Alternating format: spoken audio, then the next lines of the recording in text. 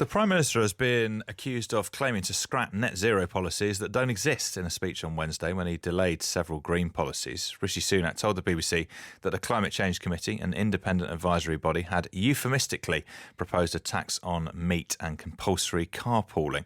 We got a text at the end of yesterday's programme. We didn't have a chance to read it out, but it said this: I work for the largest carpooling organisation in the UK. At no stage in our 25 years of operation have we proposed or discussed compulsory carpooling for the commute. Incentivised, yes. The French government pay people who car share. Encourage employers to implement schemes, yes. Highlight the financial and climate benefits of sharing, yes. Compulsory, no. We're joined now by the CEO of that company, Mobility Ways, Ali Clabburn. Morning, Ali. Good morning. Delighted to be here. So can you explain what your company does, please? We very simply help people to find others travelling the same way as them so they can share a car, mostly to get to work, but also to get to festivals or football matches or cricket matches or wherever. So you just go onto the site, you say where you're travelling to and from, and for free, it will find you a list of other people travelling the same way at the same time as you so you can share your journey. What kind of user base have you got? How many people are using your service? Right now, we've got around 700,000 people on there. We have around 30, 40,000 trips shared every single day. We save our members millions of pounds every month. The average member saves about £1,000 a year. So not only is it great for the environment, but it also saves a lot in people's pockets. And right now, that's the key reason people are joining, because they literally can't afford to get to work at the moment. How do you make money, if I can ask? So we've got a separate side of the business where we do exactly the same, but for employers. So we work with hundreds of employers around the country to help their staff get to work and reduce parking and improve recruitment. And are you finding more people getting involved, more people getting interested in this, both personal and companies?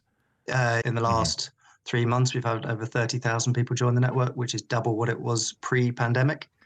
So it's really, really flying at the moment. And the key reason is financial. Yeah. Fuel is expensive and going up again, and people literally can't afford to travel, and it's a lot more social. When as soon as people start sharing, they keep doing it because they find a buddy they can travel in with every day.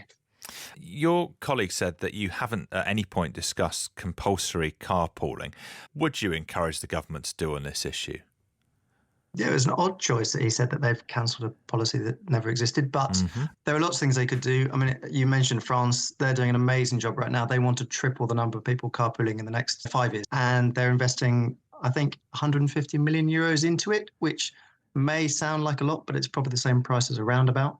And it will save people around £3 billion a year on fuel costs. So copying the French and actually promoting and supporting carpooling would be good. So what does that money go on, that 150 million euros? So they reward people who share 10 trips. So once you've shared 10 trips, they give them 100 euros.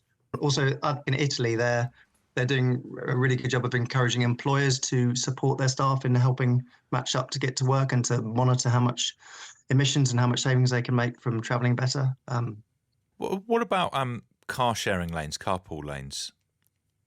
We have a few very short ones in the UK. Yeah. Every single one that we've had works. It improves the number of people travelling on the road at any given time. But the drivers who get stuck into slightly slower traffic in the not carpool lane get really cross about it, even though they can just give someone a lift and travel much faster. They're slightly political, but they are effective. And in America, it's kind of one of their key transport policies because they work so well. Do you think that the way that we commute into our workplaces will be something that is looked at increasingly by companies as they look at ways to try and become more sustainable going forward?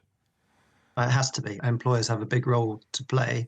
And what's good about travel is it actually helps them save money too. So one of the biggest costs for employers right now is recruitment and retention. Everyone's looking to move jobs, looking to move closer to home, or looking for more flexible working. And by working with employees to help them to either share cars or find better ways to come in by bus or by walking or cycling, you can not only reduce your emissions, but also save your staff money and keep them happier, and therefore enable your recruitment to be better.